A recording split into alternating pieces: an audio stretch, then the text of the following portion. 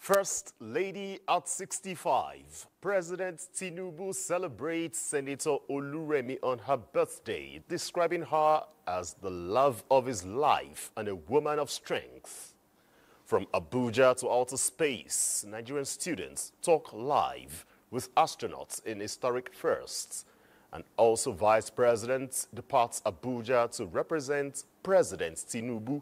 Nigerians at the 80th session of the United Nations General Assembly Anga 80 in New York. Details and more on Panorama. I'm Ayodeji Makinde. We're live in Abuja.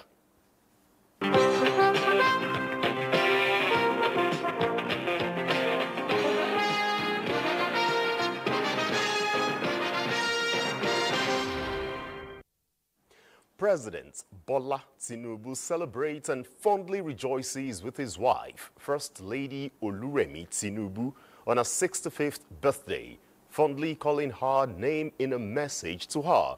The president honors the love of his life, whom he describes as a woman of strength and enduring grace, who has stood by him so far, thanking God for the First Lady's health and unwavering love. The president prays that this year and the years ahead be filled with joy, peace, and the fulfillment she so richly deserves. President of the Senate, Godswill Akpabio, has eulogized the wife of the president and mother of the nation, Senator Oluremi Tinubu, on her 65th birthday, describing her as a pillar of love and strength to the husband, the less privileged, and the nation at large.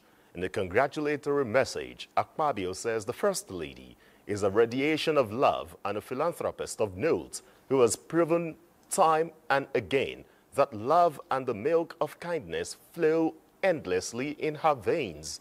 As the First Lady of Lagos, later as a senator, and now the First Lady of the nation, your goodwill and undiluted love have been well acknowledged, especially through the Renewed Hope Initiative Empowerment Program, Akpabio noted. Similarly, Deputy President of the Senate, Barrow Jibrin, has celebrated the First Lady Oluremi Tinubu on the occasion of her 65th birthday. Senator Barrow Jibrin, in a congratulatory message to the First Lady, commended her contribution to nation building through a pet project, the Renewed Hope Initiative. He prayed to God to grant her long life, sound health, and wisdom in her endeavors to support President Bola Tinubu to successfully deliver the Renewed Hope agenda for the peace and progress of Nigeria. Vice President Kashim Shettima has departed Abuja, Nigeria, to attend the 80th session of the United Nations General Assembly in New York, United States, from Monday, September 22 to Sunday, September 28. Vice President Shettima, who is representing President Bola Tinubu at the global event, will deliver Nigeria's national statement and join other dignitaries at the UN high-level general debate, among other side events. The Vice President will also announce Nigeria's new nationally determined contributions under the Paris Agreement at this year's UN special event on climate.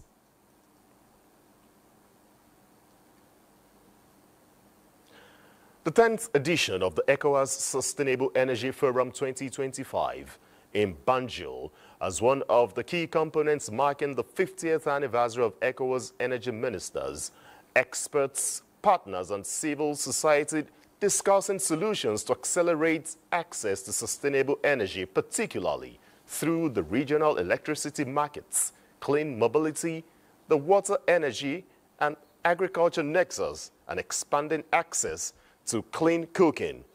Green hydrogen was identified as a strategic opportunity, requiring pilot projects, financing, and enhanced cooperation. The forum was also used to honor actors in innovation and sustainable development who are supporting the regional commitments to clean energy as a driver of resilience and prosperity. Let's talk some other news. Now, to ensure smooth ban on open grazing in the nation's city center and relocation of cattle to grazing reserves, the Federal Ministry of Livestock Development has performed a groundbreaking ceremony for the revamping of the Kawu Grazing Reserve in Buari Area Council of the FCT. Yusuf Jika reports that the event has not only provided a platform for sustainable livestock production, but serves as a panacea for peaceful coexistence and socio-economic development. It is more than policy on paper, it is a promise unfolding, a dream of modern livestock management now breaking ground, bridging renewed hope to pastoralists and livestock farmers across the country. At the center of this transformation is the Kawu Grazing Reserve in the FCT, stretching over 9,000 hectares with capacity to host thousands of cattle. The land is being reshaped into a model of possibility. Industrial boreholes are springing up to quench thirst.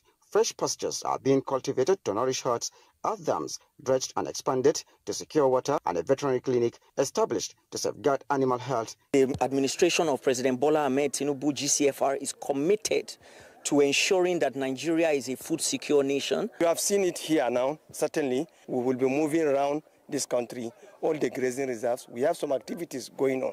This is the first borehole in this area since this grazing reserve was created.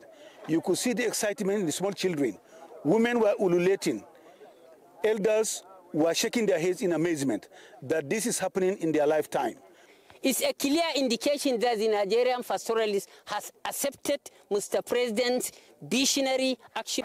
From policy documents to the fields, the Ministry of Livestock Development is leaving nothing behind at ensuring this grazing reserve and other tree in the FCT are provided with the necessary amenities that can accommodate pastoralists and other livestock farmers for improved productivity and also put an end to open grazing that is usually associated with farmer-herder clashes.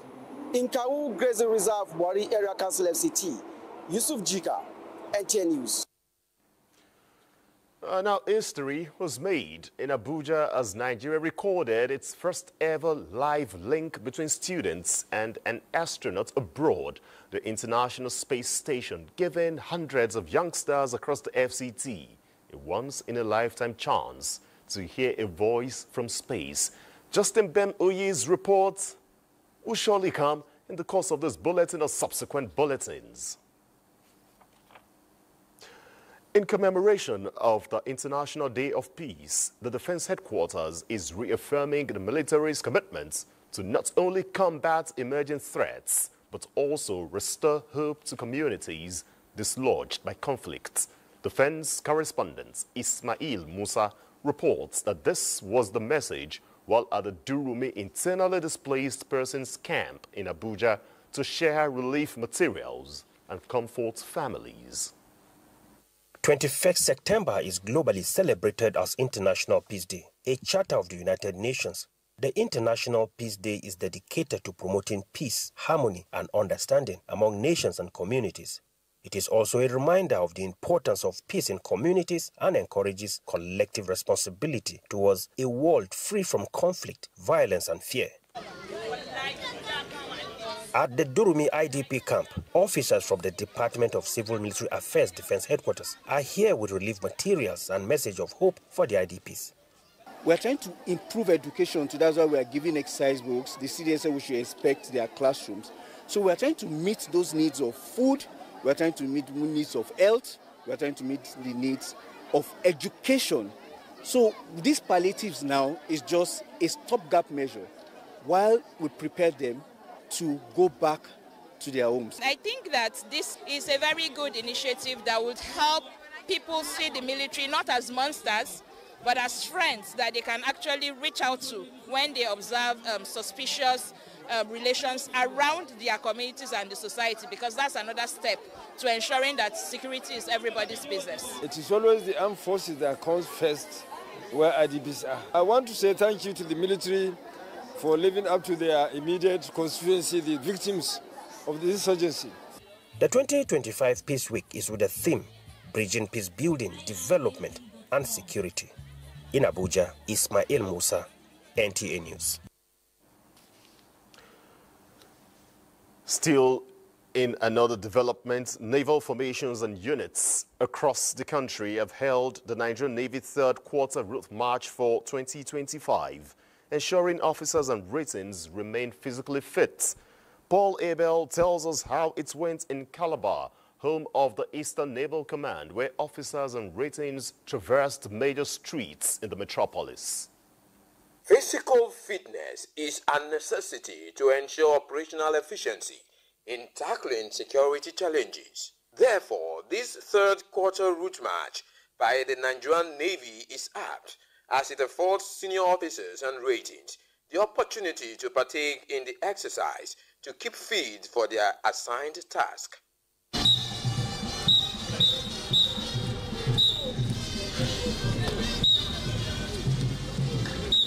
Led by the FOC Eastern Naval Command, the route march took off from the Nigerian Navy Ship Victory Base through major streets in Calabar, Governor's Office area, and finally terminating at the NNS Victory Base Parade Ground with light exercises. As naval personnel, our effectiveness in safeguarding the nation's maritime domain depends greatly on our physical readiness and mental alertness. Today's route march has once again demonstrated their resilience, commitment, and unity as a command.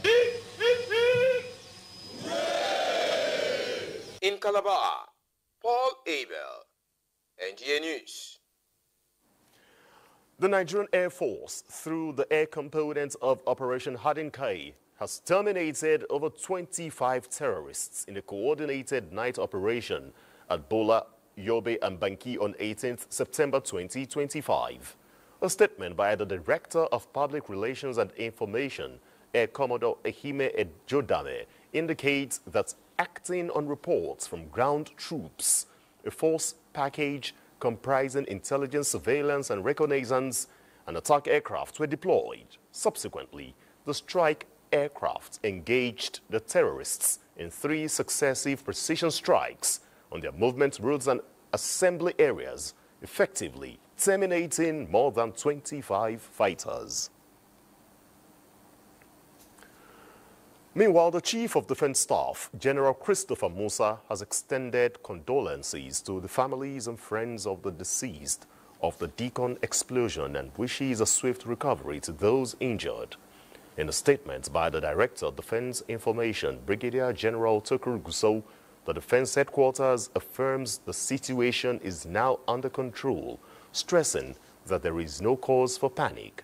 The surrounding community has been reassured that Deacon maintains strict operational safety standards, noting that a full-scale investigation will be conducted to unravel the incident and prevent recurrence.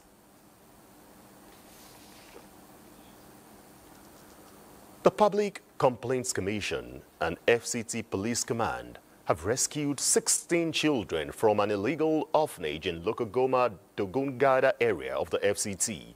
Officials stormed the premises, evacuating the victims to safety after finding they were allegedly subjected to severe hardship and emotional trauma due to the home's failure to meet minimum care standards. Hawa Gimba tells us more. Revealed that the proprietors of the home failed to meet the minimum standards of care for vulnerable children, exposing them to severe hardship and emotional trauma. We'll be hearing concerns that this orphanage are maltreating their children, and we have come today, we have seen a first-hand investigation that these children are seriously maltreated. This one here was poured hot water. You can see all his body totally wasted. This one's, look at this one, beaten, water, injury, malnourished. This one has a broken leg. This is terrible. Where they are staying is nothing to write home about, but there's a store filled with so many food and clothes. But see what these children are wearing. Confirming the rescue, FCT Commissioner of Police, Ajawo Adewale Saka, said the children have been secured and the suspects will face justice. Hawagimba, NTA News. This is Panorama. Agency, NOA.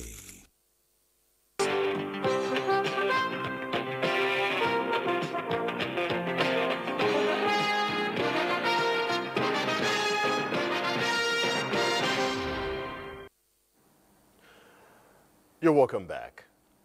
The federal government has been commended for initiating projects that have direct impacts on the well-being of the citizens, particularly in the last 2 years. The Joint National Assembly Committee on Works gave the commendation at the end of a 3-day oversight of ongoing federal projects in the Southeast. Blessing Anyawu reports.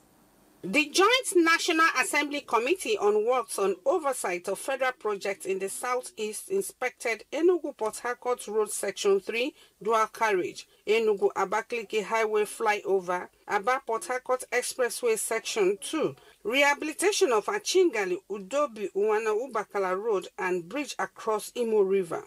Other sites include the Anambra axis of ongoing construction of Enugu-Onitsha Expressway, dualization of Night Mile Enugu-Otukpo-Makurdi Road project, and Abakwa Junction axis of Enugu-Onitsha Highway. All these projects are at various stages of completion. A few years to the last administration, this road was awarded, but the real funding has come with this administration, which is a big plus to Asiwaju Bola Ahmed Tinubu, our president. So far, so good. We hope that the president continues in this direction. If he continues, within a short time, the roads in the south will all be completely motorable. Governor of Enugu State, during an audience with the lawmakers at the government house, thanked the federal government for the huge investment in the zone. We take road infrastructure very seriously. And we cannot do that in isolation. So that is why this committee is of utmost importance to us, because we need to work in sync with the federal government. He, however, employed the federal government to give Enugu State special attention, given her historical background in Enugu. Blessing Ayaun, NTA News. Let's talk a bit of food security. Buyers and sellers of commodities in the southeast region of the country have expressed mixed feelings over the prices of basic food items. This development is coming on the heels of the dip in prices. Chidi Okorafo reports. This is the area zone of the new market, Enugu. The area zone is a place where food items are sold. From our investigations, prices of items like rice, beans, and garri have dropped. 1.5 liters of palm oil sells at 4,400 naira, as a full 25 liters of the oil is sold at 72,000 naira in Enugu markets, as against around 50,000 naira obtainable in other regions. Also, a sizable tuber of yam sells between 3,000 naira to 7,000 naira. My experience is that foodstuffs are fluctuating. Today you think you are getting it. Tomorrow they add something. Other items have dropped. We are very happy. But red oil, actually we don't know the reason why it has refused to drop. The situation has been attributed to high transportation costs and low production. However, there is a drop in the prices of items such as rice, beans, garri, onions, among others, across the country. A 50 kg bag of locally produced rice has dropped to between 34,000 naira to 40,000 naira. Prices of things really came down, not quite down, but at least there is a lot of differences. Further investigation shows that prices of food items are higher in Enugu State when compared to other states of the southeast. In Enugu, Chidi Okorafo, NTA News. Nigerians are also reporting a decline in food prices across the country as markets are flooded with fresh produce from the 2025 harvest season. Investigation by the NTA reveals that government policies and programs are also contributing to a reduction in food inflation nationwide. Musa Baba Aliyu has the details. Markets like this exist across major towns, cities and rural areas in the country. It serves as a platform where farmers and consumers exchange money for produce. Previously, consumers complained about the high cost of produce, particularly staples and vegetables. For instance, between 2023 and 2024, a bag of rice was sold for over 100,000 naira. The price of maize rose above 80,000 naira per bag, and a truckload of cassava reached as high as 800,000 naira. The difficulty of the farmers now, the way they are facing challenges of fertilizer, that's why the farmers now, they didn't used to sell it in the cheap price, the way that people enjoy it. Other food items, including noodles, flour, gari, beef and chicken, also saw their prices skyrocket. This development became a major concern for the government at all levels. One of the major steps taken by President Bola Tinubu was the approval of a waiver on import duties and value-added tax for staple food items in July 2024. Because of the need also to ensure that particularly fixed salary earners who go to market almost every day do not suffer the challenges of reform, balancing act needs to be taken. The Ministry of Agriculture also mobilized resources to support farmers across the country for large-scale food production. That's why in the NAGs we're given 50% subsidy of all inputs and free seeds as well. So that is to cushion the effect on the farmers. From July 2024, the impact of these initiatives began to be felt nationwide.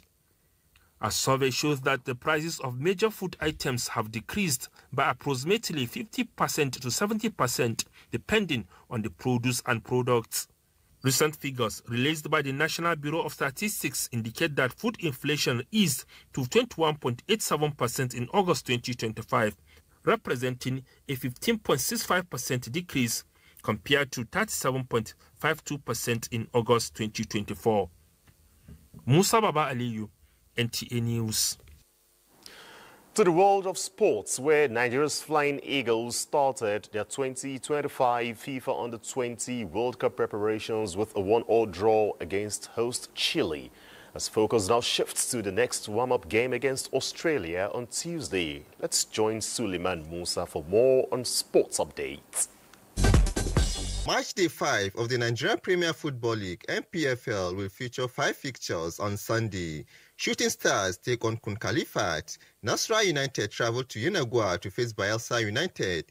Eyimba hosts Bendel Insurance. Niger Tornadoes square off with Lagos-based Ikorodu City at the Mamman Kontagora Stadium in Minna, while El Kanemi Warriors clash with Warri Wolves. The round will wrap up on Monday with Wiki Tories away to Katsina United in the week's final fixtures. Meanwhile, 4 other matches scheduled for this weekend have been postponed. In the English Premier League, Liverpool extended their perfect start to the season with a hard-fought 2-1 win over City rivals Everton, making it 5 victories from 5 matches. At Old Trafford, Manchester United edged Chelsea 2-1 in a chaotic contest that saw both sides reduced to 10 men in the first half, a result that eased pressure on manager Ruben Amorim. Elsewhere, Alex Iwobi was on target for Fulham in their trailing 3-1 victory over Brentford. Leeds United secure a 3-1 away win against Wolves. Attention now shifts to Super Sunday, where informed Arsenal welcome Manchester City to the Emirates Stadium in a much-anticipated clash of attacking football philosophies. Elsewhere, Rivers United earned a valuable away result in the 2025-2026 CAF Champions League preliminary round, holding Les Aigles du Congo to a goalless draw in Kinshasa. Finidi George's men put up a solid performance but were unable to convert their chances. Focus now turns to the decisive second leg next weekend when the Pride of Rivers will host the Congolese champions at the Godswill Akpabio Stadium in Uyo. And finally, as part of their build-up to the 24th FIFA Under-20 World Cup, Nigeria's Flying Eagles were held to a 1-1 draw by host Chile in a competitive friendly on Saturday in Rancagua. The Nigerians struck first in the 18th minute, but their advantage lasted little as Chile capitalizing on defensive lapse to draw